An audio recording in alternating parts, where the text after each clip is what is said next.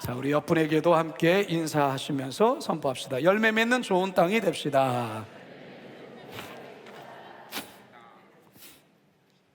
무슨 땅이 되자고요?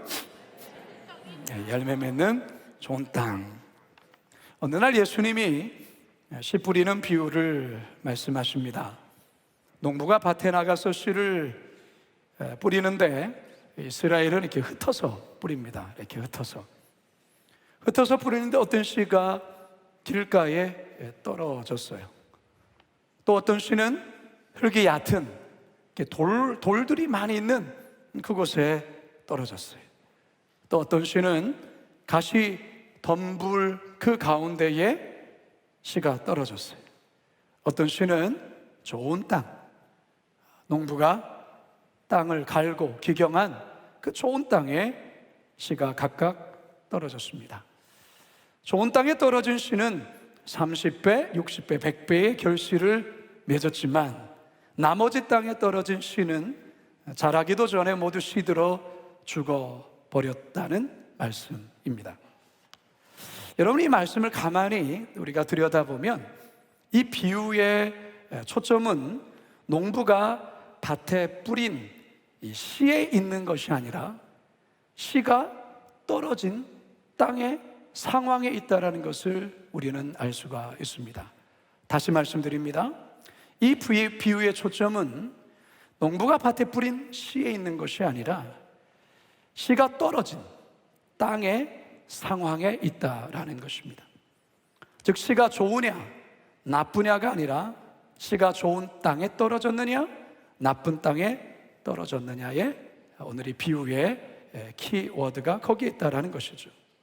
자, 그렇다면 여러분, 어떤 땅이 좋은 땅이고 어떤 땅이 나쁜 땅일까? 오늘 본문에 의하면 좋은 땅은 씨가 떨어졌을 때 열매 맺는 땅이 좋은 땅이고, 씨가 떨어졌는데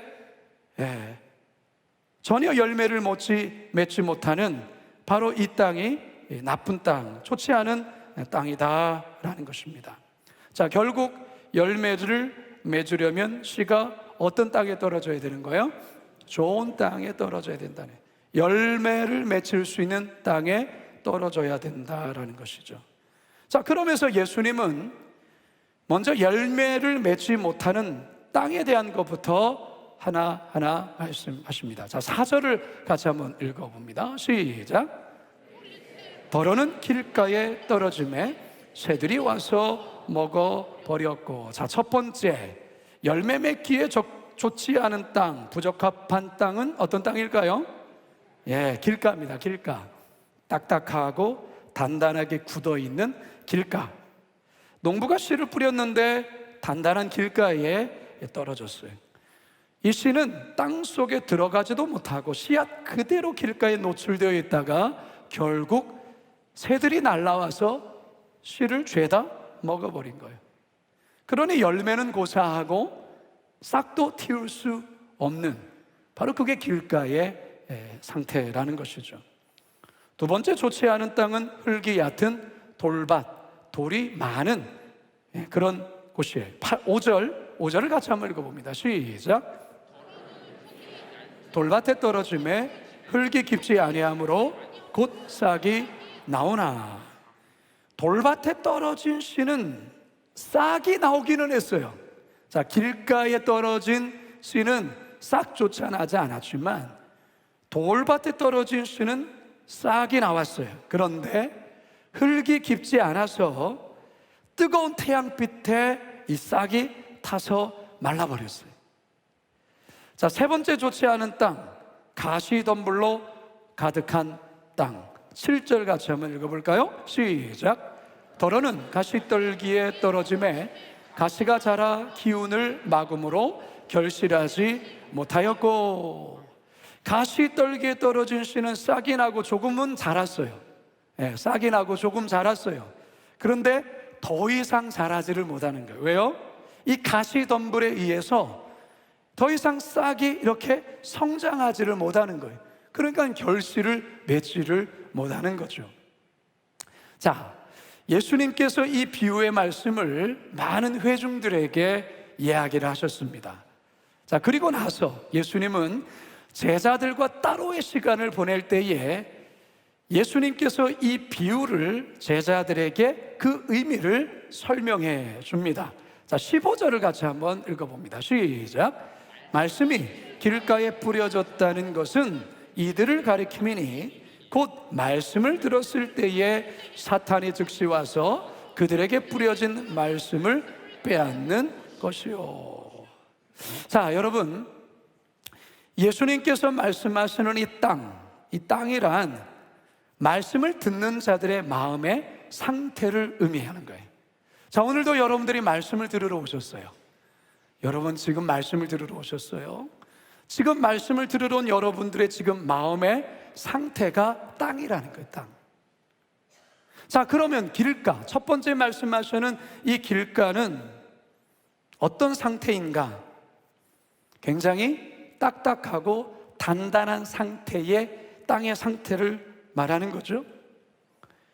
여러 이유로 인해서 그 마음이 딱딱해질 대로 딱딱해져서 도무지 말씀의 씨앗이 마음에 들어갈 수 없는 그런 단단한 상태를 의미하는 거예요.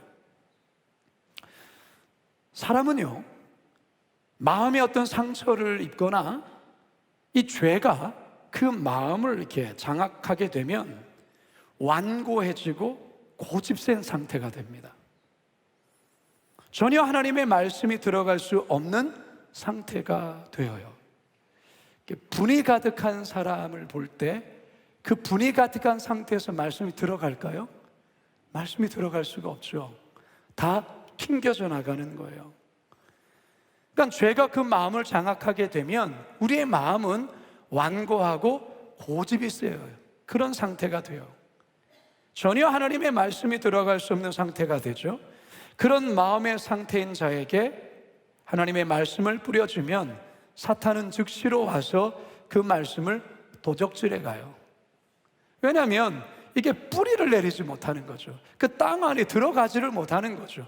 그러니까 길가에 노출되어진 그런 상태에 새들이 와서 그 씨앗을 물고 도망치는 것처럼 완고한 마음에 딱딱한 길가의 상태에 말씀이 뿌려졌을 때 이 말씀에 대해서 사단이 와서 계속 도적질해 가는 거예요. 그러니까 열매는커녕 싹도 날 수 없는 그러한 상태가 되는 것이죠. 우리 신앙인들이 정말 주의하고 늘 점검해야 될 마음의 상태라면 바로 이 길가에 대한 부분이에요. 말씀을 들어도 감동이 없고 자꾸 말씀에 대한 냉랭한 말씀에 대해서 판단하는 자세로 말씀을 듣게 되고, 그러면 말씀이 떨어질 때마다 사단이 와서 그것을 훔쳐가는 거예요. 훔쳐가는 거예요. 여러분, 이 마음의 상태 혹시 우리 가운데 있다고 한다면 이 밤에 성령께서 그 마음 가운데 조명하시고 역사해 주시기를 바랍니다. 마음의 이 상태가 되어주면요 정말 큰일 납니다. 근데 이것이 어떻게 되는 겁니까? 마음에 상처가 있고 미움으로 인해 마음에 깊은 원망이 자리하고 이거를 빨리 해결하지 않으면 이게 오래되어지면 심령이 굳어지게 되는 거예요. 무감각한 상태가 되는 거예요. 혹시 우리 안에 이런 상태가 되어 있지 않은지 살펴보셔야 합니다. 두 번째 돌밭과 같은 마음의 상태, 우리 예수님은 어떻게 설명할까요? 16절에서 17절 한번 읽어보죠. 시작. 또 이와 같이 돌밭에 뿌려졌다는 것은 이들을 가리킴이니 곧 말씀을 들을 때에 즉시 기쁨으로 받으나 그 속에 뿌리가 없어 잠깐 견디다가 말씀으로 인하여 환난이나 박해가 일어나는 때에는 곧 넘어지는 자요. 자, 두 번째 땅인 돌밭은 첫 번째 땅인 길가보다는 좀 나아요. 어떤 면에서 나을까요? 길가는 말씀 자체가 심겨지지가 않아요. 땅에 그것을 다 튕겨내버리는 거죠. 그러니까 말씀에 대한 반응도, 말씀에 대한 감흥도, 말씀에 대한 감동도 전혀 없이 딱딱히 굳어있는 상태이지만, 두 번째 땅인 이 돌밭은 그래도 말씀을 듣고 그 말씀 가운데 기쁨으로 반응하기까지는 한다 그 말이에요. 근데 문제가 있죠. 예배를 드리고 말씀을 드릴 때는 좋은데 예배당을 떠나 바깥 세상에 가서는 전혀 말씀과 상관없이 산다는 거예요. 말씀을 들을 때는 나름 아멘도 외치고 때론 눈물도 흘리고 감동도 받는데 그때뿐이라는 거예요. 그때. 더욱이 삶에서 어려운 문제가 발생하면, 고난이 찾아오고 시련이 오면 받은 말씀으로 그 문제를 뚫고 헤쳐나가야 되는데 전혀 그러지를 못하는 거예요. 그냥 넘어지는 거예요. 왜 그럴까요? 말씀이 뿌리를 내리지 못한 거예요. 말씀이 뿌리를 내리지 못해요. 왜요? 마음의 상태가 돌밭 때문에 그래요. 마음에 돌들이 많이 박혀 있어요. 여러분 마음의 상태가 이 돌밭과 같은 상태가 아닌가 돌아보셔야 합니다. 길가는 아니더라도 이 돌밭일 가능성은 커요. 오늘 이 자리에 말씀을 들으러 오신, 함께 기도하러 오신 여러분들의 마음의 땅의 상태가 길가까지는 아닐 수 있지만 이 돌밭일 가능성은 있다, 그 말인 거죠. 주일날 설교 말씀 드릴 때 감동의 눈물도 흘리고 은혜도 받는데 다시 일상으로 돌아가면, 직장으로 돌아가며 세상에 돌아가면 너무나도 쉽게 무너지는 거예요. 또다시 우울함에 빠지는 거예요. 또다시 시험에 빠지게 되는 거예요. 이런 일이 계속 반복되는 것이죠. 왜 그럴까요? 여러분의 마음에 수많은 돌들이 박혀있기 때문에 그래요. 이 다양한 돌들을, 이 다양한 이유에서 여러분의 마음의 밭에 이렇게 박혀있는 이 돌들을 뽑아내셔야 돼요. 뽑아내셔야 돼요. 그래야 열매를 맺을 수가 있어요. 이러지 않은 상태에서 말씀을 들으면 아멘, 은혜도 받지만 뿌리를 내리지 못하는 거예요. 저는 그런 성도 종종 봤어요. 말씀의 자리, 은혜의 자리 사모해요. 아멘도 해요. 찬양도 열심히 해요. 근데 그때뿐이에요. 왜 그럴까? 이 마음에 돌들이 있어서 그래요. 그 돌의 원인이 뭔지를 찾으셔야 돼요. 그 돌을 뽑아내셔야 돼요. 세 번째, 가시덤불이 무성한 땅에 대한 것이죠. 18절에서 19절 함께 읽습니다. 시작. 어떤 이는 가시떨기에 뿌려진 자니 이들은 말씀을 듣기는 하되 세상의 염려와 재물의 유혹과 기타 욕심이 들어와 말씀을 막아 결실하지 못하게 하는 자요. 자, 이 세 번째 땅은요, 첫째보다는 훨씬 좋은 땅이고요, 둘째 땅보다도 좀 좋아요. 왜냐하면 자라기 때문에. 자라요. 그 둘째 땅, 돌밭에 떨어진 땅은 그 뿌리가 깊지 않아서 조금 자라지만 그 뜨거운 태양빛에 말라버린다고 했잖아요. 그런데 이 세 번째 땅인 가시떨기에 뿌려진 이 씨는요, 그래도 자라는 거예요. 그런데 어디까지만 자라냐? 가시덤불이 누르는 거기까지만 자라는 거예요. 더 이상 자라지를 못하는 거예요. 더 이상 자라지 못하는, 결국에는 열매가 없어요. 자라는 거는 자라는데, 자라는 것 같은데, 근데 열매가 없어요. 삶의 열매가 없어요. 여러분 한번 여러분 자신을 한번 돌아보십시오. 이 가시떨기에 떨어진 이 씨가 열매를 맺지 못하는, 예수님께서 뭐라 설명합니까? 말씀을 듣기는 하되 세상의 뭐와? 염려. 세상의 염려. 걱정이 너무 많은 거예요. 여러분, 우리는 걱정하는 것을 죄라고 생각하지 않죠. 뭐 이렇게 음란한 죄라든지 뭐 도적질, 이건 죄라 생각하죠. 여러분, 염려라는 것을 죄라고 생각해 본 적이 있어요? 여러분, 염려는 죄입니다. 그거 하셔야 돼요. 왜요? 하나님을 신뢰하지 못할 때 염려가 우리 안에 들어오거든요. 여러분, 우리는 시도 때도 없이 염려해요. 이 염려하고 걱정하는 게 습관이 되신 분이 있어요. 여러분, 그것은 마귀가 좋아하는 거예요. 예배 자리 나오고 기도의 자리도 나오는데 돌아서면 자식 걱정, 돌아서면 돈 걱정, 돌아서면 건강 걱정, 돌아서면 진로 걱정, 돌아서면 노후 걱정, 돌아서면 걱정하는 거예요. 여러분 스스로를 한번 돌아보세요. 여러분 오늘 뭐 걱정하셨어요? 혹시 이 자리에 나오는데 가스불 껐나? 뭐 이런 걱정. 수시로 나도 모르게 이렇게 막 걱정이 막 이렇게 생각 안에 막 들어오죠. 지금 설교를 듣는 시간에도 막 들어와요. 막 들어와요. 여러분 그거 차단하셔야 돼요. 차단하셔야 돼요. 이 차단 장치를 만드셔야 돼요. 이 차단 장치를 여러분들이 안 만드는 거예요. 여러분 그게 올 때마다 영적인 센서가 켜져야 돼요. 지금 염려가 들어오려고 하는데 그러면 감사로 빨리 쳐내셔야 되는 거예요. 주님을 향한 신뢰로 쳐내셔야 되는 거예요. 우리 인간은 연약하기 때문에 사실 염려를 많이 해요. 염려가 과하신 분들은요 전혀 염려하지 않아도 될 것을 갖고 염려해요. 이 천장 무너지면 어떻게 되지? 안 무너져요. 그런데 이 염려병에 있는, 이 근심병에 있는 사람들은 모든 게 근심인 거예요. 여러분 그거 마귀가 너무 좋아해요. 그런 사람. 여러분 이런 사람은 열매를 맺지 못해요. 은혜 자리에 나오고 말씀에 아멘으로 화답하고 그런데 잘하는 것 같은데 안 자라요. 잘하는 것 같은데 열매가 없어요.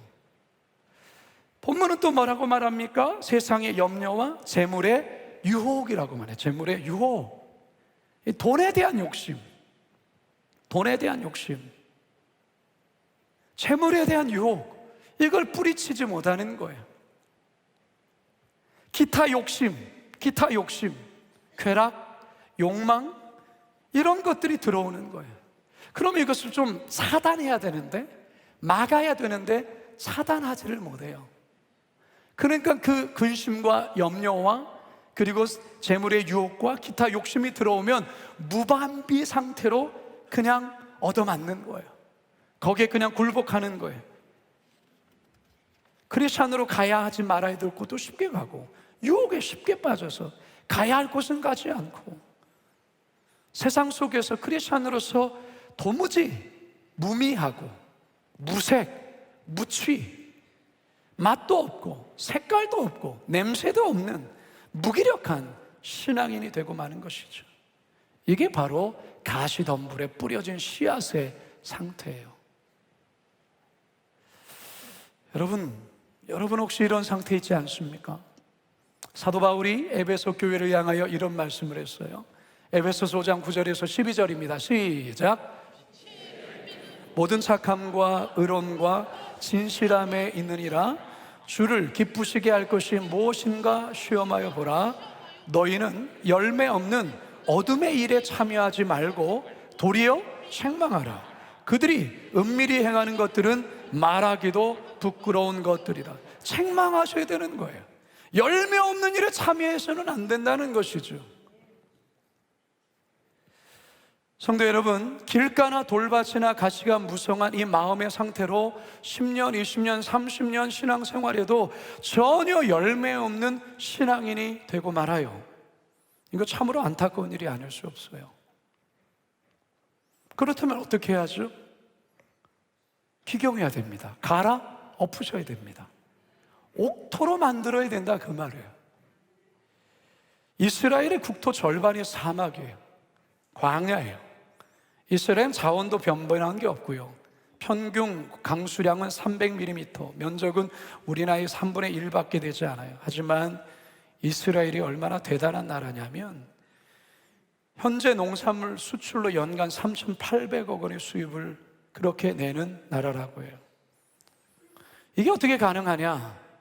쓸모없는 땅, 버려진 땅, 죽은 땅, 그걸 개간해서 쓸모있는 땅으로 바꾼 거예요. 여러분, 우리의 마음의 밭, 우리의 마음의 땅도 마찬가지. 갈아엎으셔야 돼요. 기경하셔야 돼요. 쓸모없는 땅을 다시 새롭게 기경해야 됩니다. 호세아서 10장 12절 말씀 함께 읽어볼까요? 시작. 너희가 자기를 위하여 공의를 심고 인애를 거두라. 너희 묵은 땅을 기경하라. 지금이 곧 여호와를 찾을 때니 마침내 여호와께서 오사 공의를 비처럼 너희에게 내리시. 너희의 묵은 땅을 기경하라는 거예요.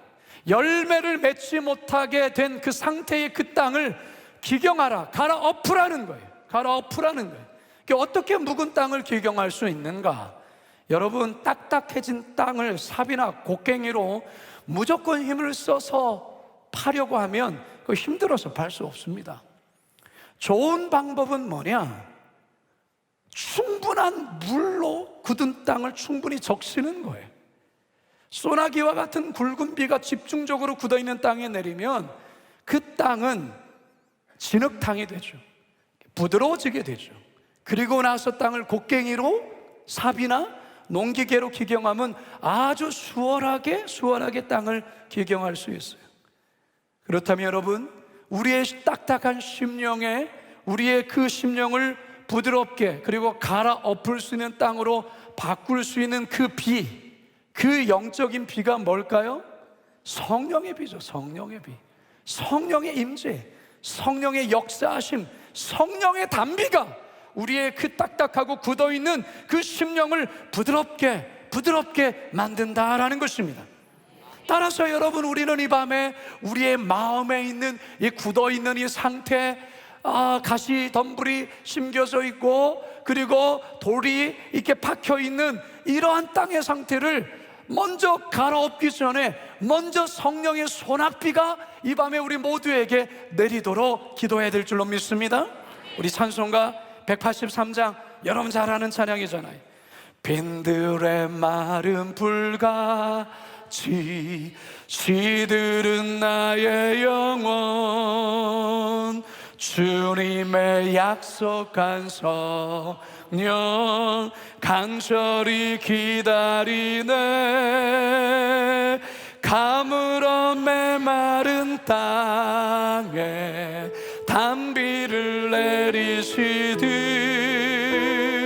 성령의 단비를 부어 새 생명 주옵소. 반가운 빗소리 들려, 반가운 빗소리 들려, 산천이 춤을 추네. 봄비로 내리는 선 내게도 주옵소서. 가물어 메마른 땅 단비를 내리시듯 성령의 단비를 부어 새 생명 주어. 절 따라 우러를 내려 저목이 무성하니. 우리 두 손 높이 들고 찬양할까요? 내 심령이 성령을 할렐루야 아멘. 가물어 메마른 땅에 단비를 내리시듯 성령의 단비를 부어 새 생명 주옵소서. 가물어 메마른 땅에 성령의 단비가 내리시듯 성령의 단비를 부어 새 생명 주옵소서. 할렐루야. 성령의 단비가 우리의 심령에 내리면 그 딱딱한 땅이 조금씩 부드러워지는 거죠. 여기에 중요한 것이 있습니다. 회개의 곡괭이로 우리의 딱딱해져 있는 이 땅을 갈아엎으셔야 돼요. 회개의 삽으로 우리 안에 박혀있는 돌들을 걷어내셔야 되는 거예요. 우리 안에 뿌려져 있는 그 가시 덤불을 걷어내야 되는 거예요. 뭘로요? 회개의 삽으로, 회개의 곡괭이로. 사랑 여러분, 오늘 성령께서 여러분들에게 이 작업을 하실 거예요. 이 작업을 하실 거예요. 왜 은혜를 받는데 왜 다시 삶의 자리를 돌아가면 또 반복되는가? 왜 내 삶의 열매가 별로 없는가? 여러분, 이 시간 이 밤에 성령께서 여러분 마음을 조명하시고 성령의 담비를 내리시고 회개의 곡괭이로 그것들을 갈아엎으셔야 되는, 우리 안에 미움의 돌들이 많이 박혀 있어요, 여러분들. 미움의 돌들. 직장 생활하다 보면 이 미움의 돌들이 많이 박혀요. 정말 갑질하시는 그런 분들 보면 여러 가지가 있잖아요. 크리스천인 이유로 때로는 여러 가지로 어려움을 당할 때에 마음의 미움이 일어난다. 근데 여러분, 그거 빨리 털어내셔야 되고 성령으로 그걸 자꾸만 털어내지 않으면 이게 딱딱해지는 거예요. 미움의 돌이 박히는 거예요. 오늘 이 밤에 그 미움의 돌들이 박혀 있어서 열매 맺지 못하시는 분들이 있어요. 그거 걷어내셔야 돼요. 그거 안 걷어내고 아무리 씨를 뿌려도 잠깐밖에 은혜 받지 못해요. 이거를 오늘 하셔야 된다, 그 말이에요. 여러분 인생에 어떤 실패를 경험하게 되시면 이 마음에 무기력의 돌이 박혀요. 무기력의 돌. 난 안 되는가 보다, 난 해도 안 되는가, 나는 이런가 보다 라는 그 돌이 박힌다니까요. 돌이. 여러분, 걱정으로 생긴 가시덤불, 염려로 생긴 이 가시덤불, 재물의 욕심으로 생긴 가시덤불, 이거 오늘 이 밤에 회개의 곡괭이로 성령의 담비가 내려서 그 마음의 회개의 곡괭이로 박혀있는 돌들을 걷어내시고 가시덤불을 걷어내시길 주님의 이름으로 축복합니다. 걷어낸 그곳에 퇴비를 넣으셔야 돼요. 퇴비. 그 퇴비가 뭐냐? 사랑의 온기라는 퇴비예요. 여러분, 우리의 마음에는 사랑의 이 퇴비가 들어가야 돼요. 먼저는 하나님의 사랑의 퇴비가 우리 안에 넉넉하게 이렇게 뿌려져야 됩니다. 우리 예수님, 하나님의 사랑의 결정, 우리 하나님의 사랑의 그 최고봉이 무엇입니까? 예수 그리스도 아닙니까? 예수 그리스도께서 여러분을 위해서 십자가에서, 여러분들을 위하여 십자가에서 못 박혀 죽으신 이 사랑이 그 세상의 어떤 사랑과 비교할 수도 없는 완전한 사랑이라는 거예요. 여러분, 이 사랑을 다시 여러분 마음에 넣으셔야 되는 거예요.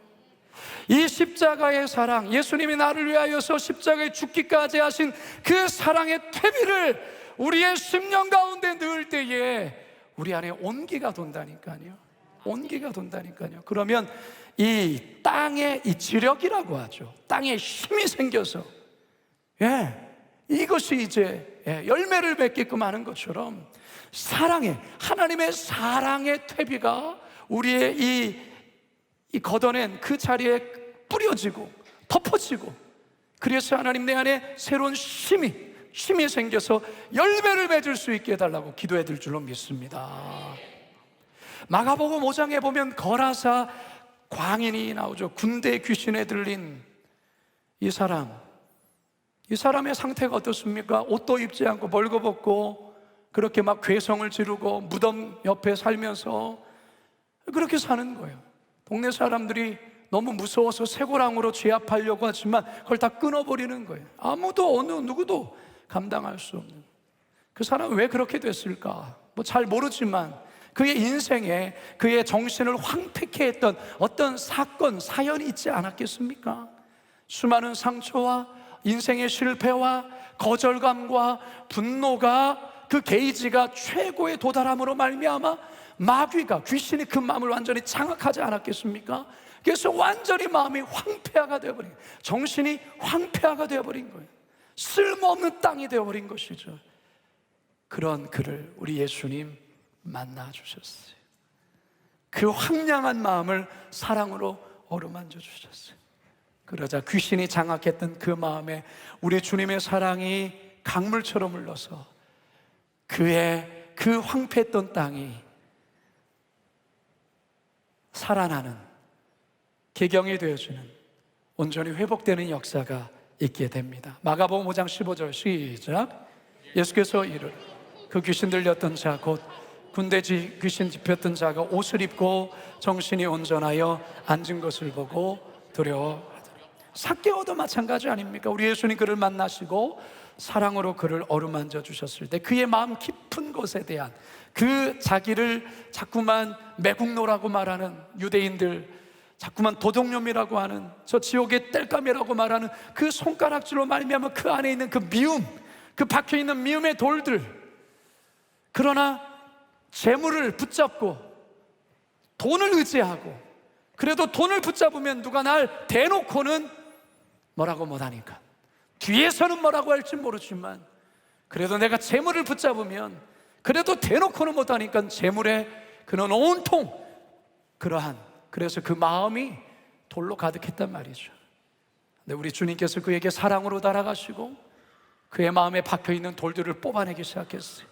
증오의 가시덤불과 원망의 가시덤불을 제거하셨어요. 누가복음 19장 8절과 9절입니다 시작. 삭개오가 서서 주께 여짜오되 주여 보시옵소서, 내 소유의 절반을 가난한 자들에게 주겠사오며 만일 누구의 것을 속여 빼앗은 일이 있으면 내 갑절이나 갚겠나이다. 예수께서 이르시되 오늘 구원이 이 집에 이르렀으니 이 사람도 아브라함의 자손이로다. 할렐루야. 그의 마음에 기쁨의 열매, 구원의 열매가 맺혀진 것입니다. 할렐루야. 저희 고향에 제주도에 구자라는 동네가 있어요. 구자. 이 구자는 우리나라에서 뭘로 유명하냐면 당근으로 유명해. 당근. 구자 당근 드신 분 한번 손 들어봐요. 구자 당근. 아, 저기도 있고. 엄청 맛있습니다. 되게 답니다. 되게 달아요. 우리나라 당근 생산량의 70%가 사실 제주 구자에서 난 당근이에요. 여러분 모르고 구자 당근 다 드셨어요. 구자에서 나온 거를 모르고 드신 거예요. 이 구자 당근은 다른 지역에 재배되는 당근에 비해서 굉장히 크고 당도가 높아요. 그리고 당근에서 좋은 향도 나요. 그 이유는 이 구자라는 이 마을의 이 토질이 화산 토질이에요. 화산. 제주도가 화산섬이잖아요. 이 화산 토질인 거예요. 그래서 그 안에 많은 영양분이 그 땅 속에 있는 거죠. 그러니까 이 온갖 좋은 영양분, 미네랄, 좋은 것들을, 좋은 요소를 다 이 당근이 빨아먹고, 그렇게 좋은 당근이 맛도 향도 월등하게 뛰어난 그런 당근으로 생산되는 거예요. 내일 구자 당근 꼭 드시기 바랍니다. 좋은 땅에서 이처럼 좋은 작물이 재배되고 그 수확량도 30배, 60배, 100배 수확을 얻게 되는 거죠. 우리 20절 마지막 끝절입니다. 시작. 받아 30배, 60배, 100배의 결실을 하는 자니라. 여러분 이런 마음 상태 되기를 원하십니까? 이런 좋은 땅 되기를 원하십니까? 오늘 하나님께서 그런 상태로 우리를 기경하여 주시고 변화시켜 주실 줄로 믿습니다. 이제 저는 말씀을 마치려 해요. 여러분 성령의 열매가 뭐죠? 성령의 열매, 사랑과 희락과 화평과 오래 참음과 자비와 양선과 충선과 온유와 절제입니다. 이게 우리의 삶 가운데 열매로 나타나야 하는 거예요. 이게 열매로 나타나려고 하면 우리의 마음이 기경이 돼야 돼. 우리의 그 딱딱한 마음이, 우리의 그 돌이 박혀 있는 이것들이, 그리고 가시로 가득해 있는 이 마음의 상태를 걷어내셔야 하는 거예요. 이 밤에 참 내가 하나님의 은혜도 받고 그런데 또다시 집으로 가면 또 염려가 생기고 뭔가 모르게 늘 마음이 기쁘지 아니하고, 그렇다면 오늘 성령의 조명하심 속에서 여러분의 마음의 정확한 상태를 확인할 수 있기를 바랍니다. 길가인지 돌밭인지 가시덤불인지 성령의 그러한 상태의 성령의 비가 내려져서 밭이 부들부들해지고 거기에 회개의 곡괭이로 기경하시면서 그 안에 또 예수님의 사랑의 퇴비가 부어짐으로 인하여 정말 열매 맺는 그런 역사가 있기를 주님의 이름으로 축원합니다. 축원합니다. 축원합니다.